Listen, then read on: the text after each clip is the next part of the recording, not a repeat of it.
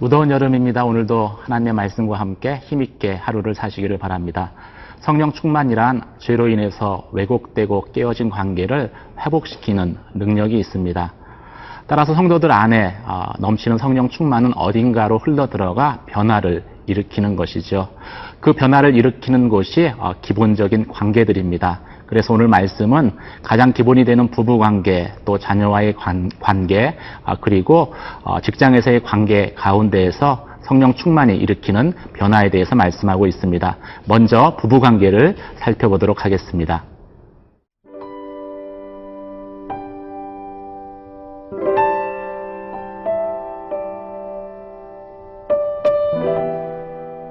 에베소서 5장 22절에서 33절 말씀입니다.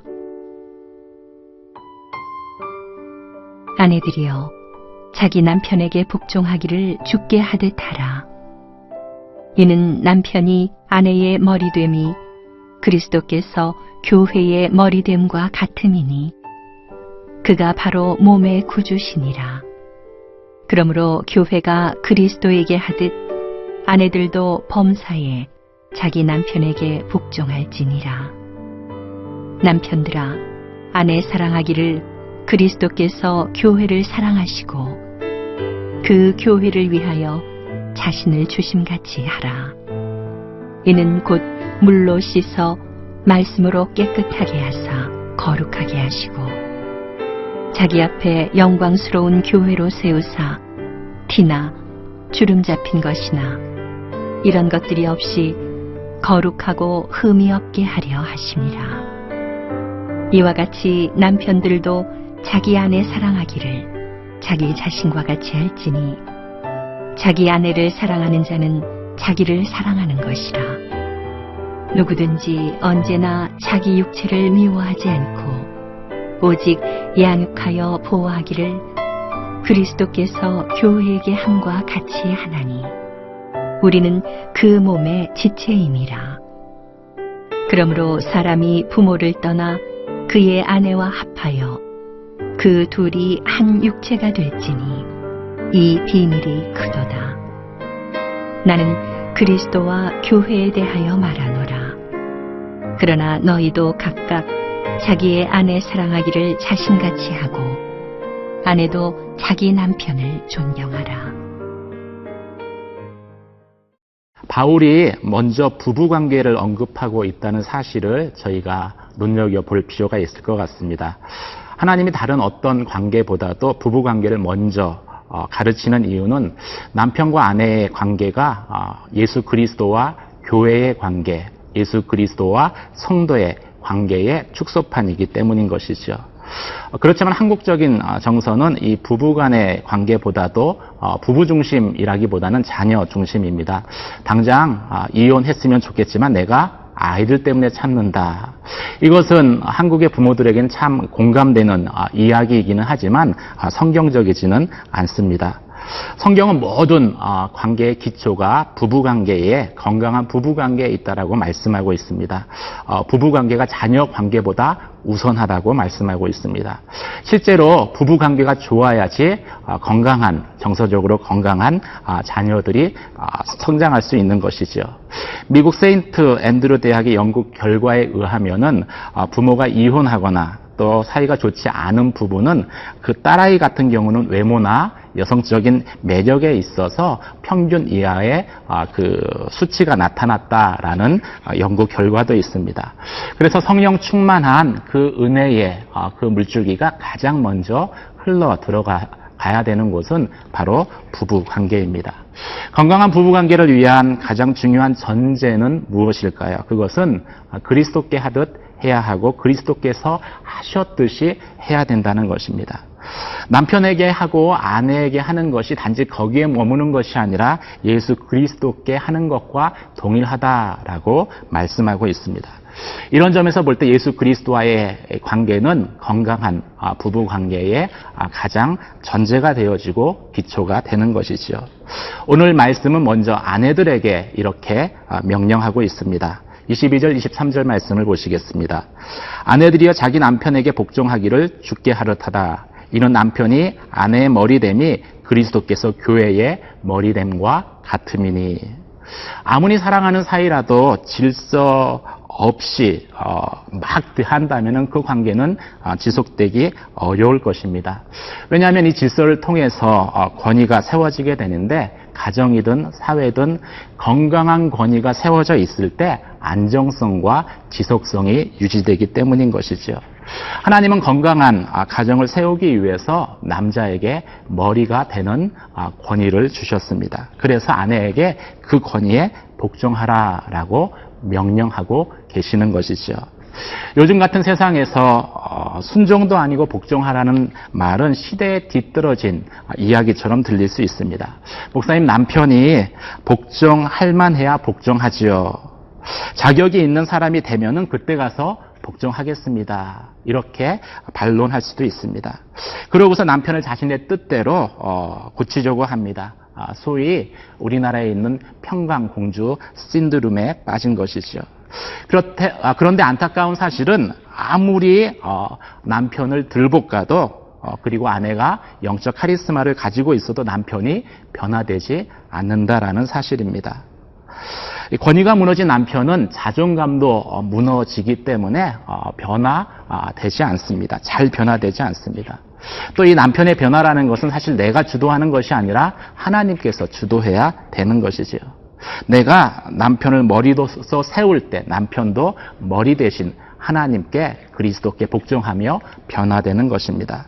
남편의 권위가 세워질 때 좋은 남편이 되는 것이죠. 그런 점에서 우리는 아브라함의 부인 사라가 남편을 주라고 부른 것에 주목할 필요가 있습니다. 아브라함이 사실 존경받을 만해서 주라고 부른 것이 아니었습니다. 2번이나 아브라함은 아내를 누이라고 속였죠. 그런데도 사라가 그 의지 약한 남편을 주라고 부르면서 순종했고 그것이 결국 아브라함이 믿음의 조상 되게 만들었던 것이죠. 6세기 로마가 무너지면서 야만족들이었던 게르만 종족이 로마에 침입해 기독교 여성들을 자신들의 아내로 데리고 삼았습니다. 그런데 시간이 지나고 나서 어떤 일들이 있었는 줄 아십니까? 그 야만적인 남편들이 변화되어 개종하게 되고 이 프랑크 왕국은 게르만족의 최초의 기독교 국가가 되었습니다. 어떻게 연약한 여자의 복종이 사회를 변화시키는 그러한 놀라운 일들을 행할 수 있었을까요? 그것은 아내가 단지 남편에게 복종한 것이 아니라 그 바탕에는 내가 남편에게 복종하지만 그리스도께 복종한다라는 신앙의 고백이 있었기 때문입니다. 바로 그것이 세상을 변화시키는 능력이다라고 오늘 성경은 말씀하고 있습니다.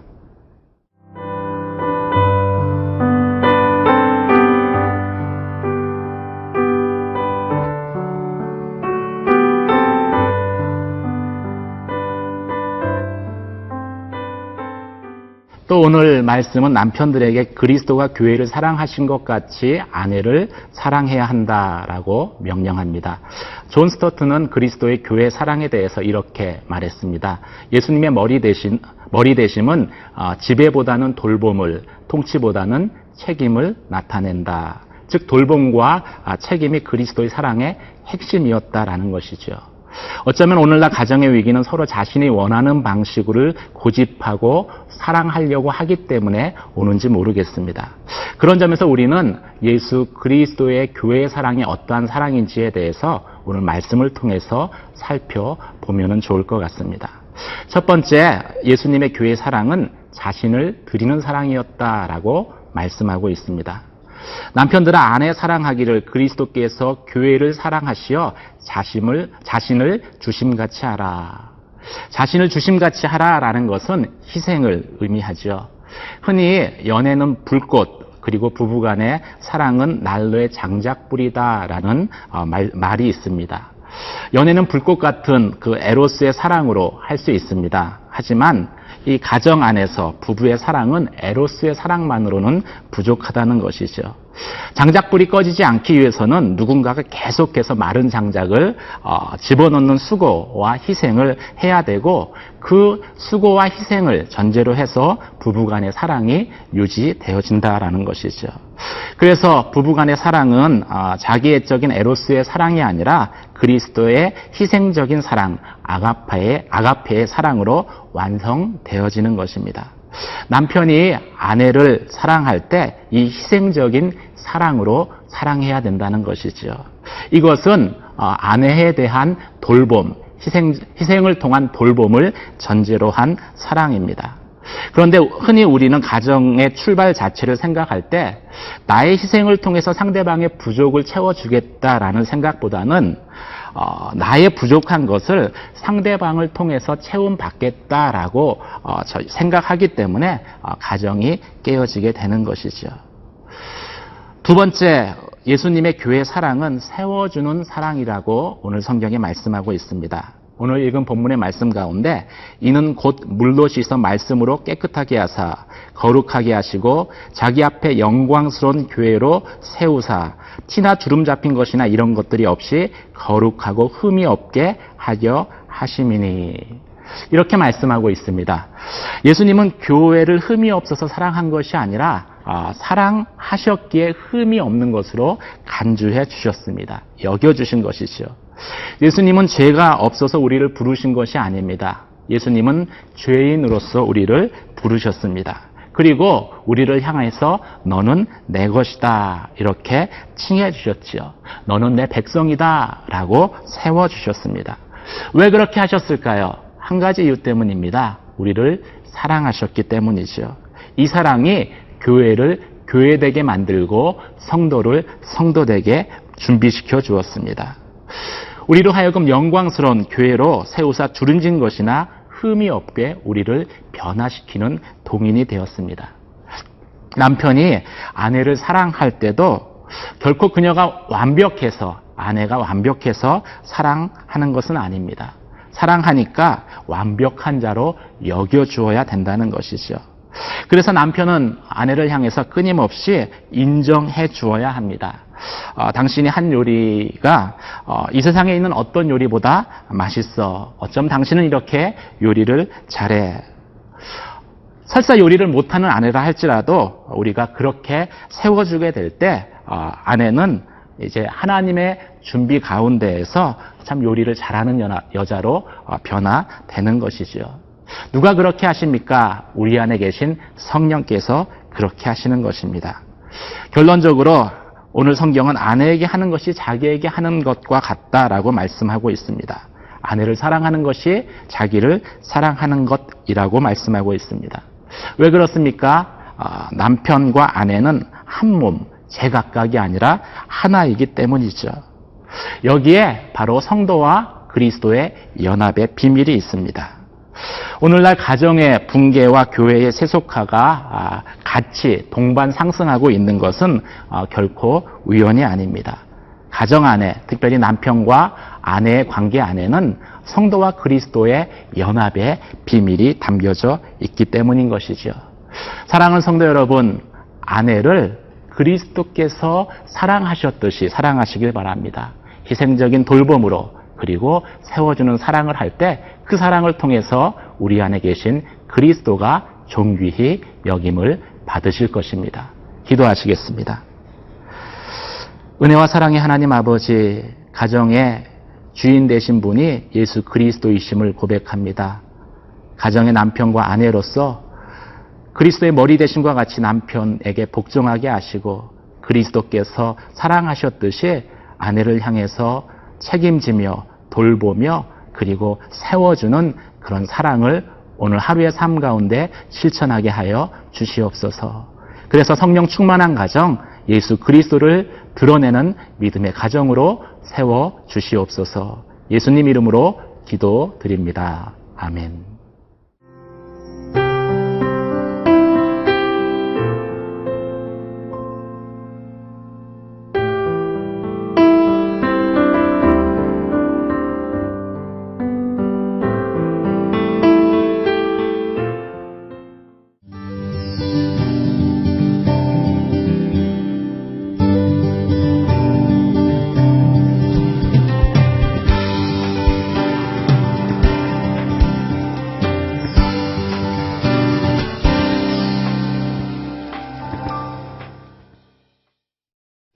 제2회 CGNTV 생명의 삶 큐티 간증수기 공모전.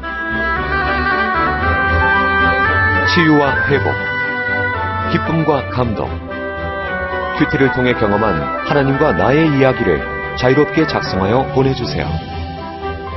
분량은 A4지 한두 장으로 주제에 맞는 큐티 간증과 더불어 이름, 전화번호, 주소, 출석교회, 큐티 날짜와 본문, 공모전을 알게 된 계기 등도 함께 보내주세요.